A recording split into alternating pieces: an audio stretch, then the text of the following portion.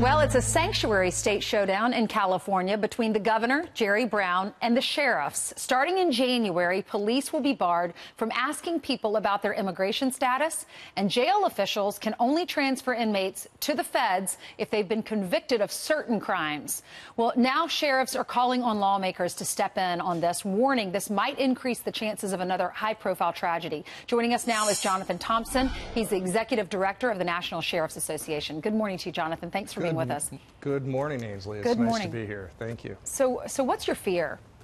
You know, this is reckless. It's the irony of all of this is they just outlawed crime fighting in California, and they did it with something called the Values Act. And that's what's really troubling to most of us, is because the values that the legislature and the governor are honoring are those of thugs, rapists, murderers, and serial criminals. And this is what's really dangerous. It's a slippery slope, and that's the problem.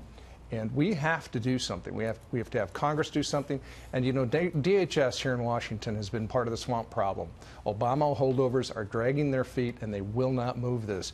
You know, the president has spoken to us about it. He's eager to get this done. Thank God the Justice Department is moving with all speed, but we still need solutions. And we've offered solutions. Twice we've offered solutions to DHS, but yet here we sit. And in California, someone is about to be harmed, and it's preventable. That's the crazy part of this whole thing. Yeah, if you look at Kate Steinle's story, that guy was thrown out of this country so many times and kept coming back, and now they don't have their daughter at the Christmas table, you know, or Thanksgiving table anymore, and their lives are forever changed. When the governor hears stories like that, Jerry Brown, how does he decide to, I feel like he's giving more rights to the illegal immigrants than he is to the people, the tax-paying citizens? That's absolutely right. And, you know, this is nothing but a political stunt. He's playing to a political audience for something other than his citizens. But what's his argument? How does he justify it when he talks to the Kate Steinle family? That's a great question, because there are 17 other Kate Steinles in this country, and now we're going to see more and more of this. And I fear for people in California. Now, you know, some of the sheriffs have said we can work around this, but we shouldn't have to work around this. What we should be doing is listening, working with our partners in the federal government.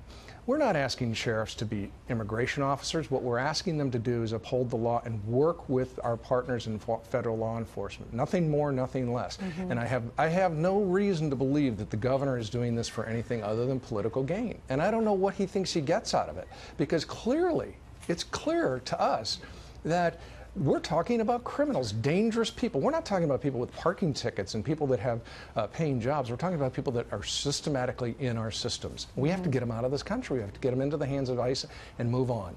Jonathan, it's almost like your officers or the sheriffs are being handcuffed instead of the criminals. It's a terrible, terrible system that we're building, and that's exactly right. As I said, we're outlawing crime fighting. Why don't we just say, hey, take away the badge, take away the sidearm, and please don't do crime. We really don't want you to do that. Well, we had another guest that said crime rates are now going up as a result, and you're seeing fewer and fewer people that are signing up to be officers. And that's it's a tough profession, and you know it's dangerous, and these guys live very, very difficult lives, all because they want to help us and serve us, and that's the troubling aspect. And I can't for the life of me understand what this California legislature or the governor were thinking of. It probably felt good, but the results are going to be dangerous and horrible. We know it, and they should expect it. Well, I hope you're wrong when it comes to another tragedy. Our country we don't need anything else, but... Well, we need the Congress and DHS to step in right now. We have been negotiating since February, all to no avail. We need DHS to take the lead and do something. We're waiting. Okay. The swamp may be here, but we need to drain it right now. Jonathan Thompson, thanks for being with us. Thanks for what you do. You bet. Thank you, ma'am. You're welcome.